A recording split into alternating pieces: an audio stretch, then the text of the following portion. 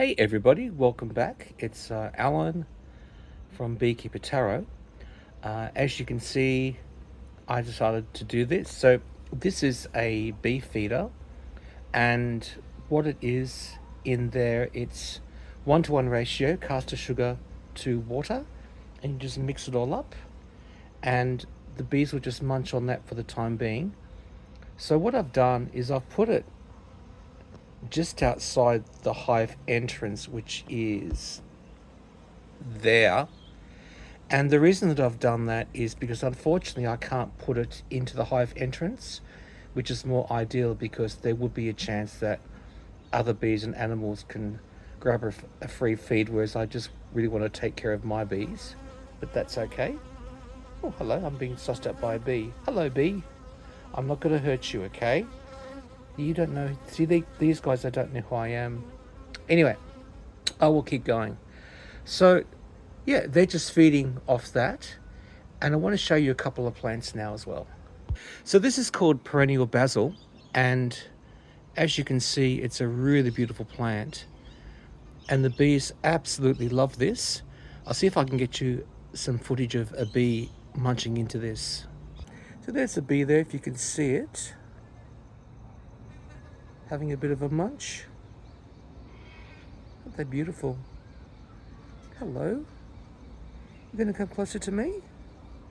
I'm not gonna hurt you. There she is. Hello. So you can see the pollen there. That's a little, it's hard to focus, but there's the red thing. So that's what the bee's been collecting. That's the pollen. Where are you? Just going back there. Yeah, so, but what you'll find is that the European bees will love this, but also the Aussie native bees will love this as well. So in Australia, there is, I think, a couple of hundred different types of Australian native bees, and they will just get into this as well. So I like to, there's another one. There we go. Yeah. Aren't they so beautiful? Anyway, so what I try and do is I try to plant plants in my garden that I think they will enjoy, just to make it a nice, happy, friendly environment for them. Because if you love something, you want it to live and thrive. And so, give me a second. So back to this. So what will happen is, generally, I will feed the bees for maybe 4 or 5 weeks or 6 weeks maximum. And what will happen is after a while, they're not going to want to go near this because it's like I've just given them takeaway, and they're going to start making their own food. But currently in the hive, there is no food because there's no honey, because everything's new. So they don't have to stress. If they want to have a bit of a snack on the way through, they can, and that's all good for them. And this is like the other thing which I've done as well. So as you can see, I have a bird bath out the front, which I've cleaned.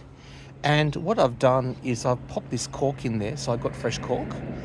And so what that means is that the bees will, if they want to drink some water, if it gets really hot. Sorry about that, I just let the plane go over. Yeah, so they will land on this and have a drink. So they haven't been doing this too much because they've got all the sugar solution that they need.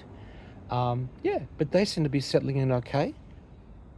The only other thing that I will do is probably tomorrow or the day after, I'll see how the queen's going, because the bees are probably freed her out of her cage. And I think I said it's important that there's a bit of a delay in that, because the bees need, the worker bees, they're female, they need to get used to the queen's pheromones. So that's kind of how that side works there. But as you can see, they're all going into the hive. And everything's looking nice and peaceful, which is good. So they'll be returning to the hive as the sun goes down. And they'll be having a sleep there tonight. Yeah. And that's their food there. And I'll probably top that up a little bit later when that's empty, just so that they've got food for the time being until they can make their own. So yeah, so that's a little bit about beekeeping. Okay guys, thank you for watching. Bye.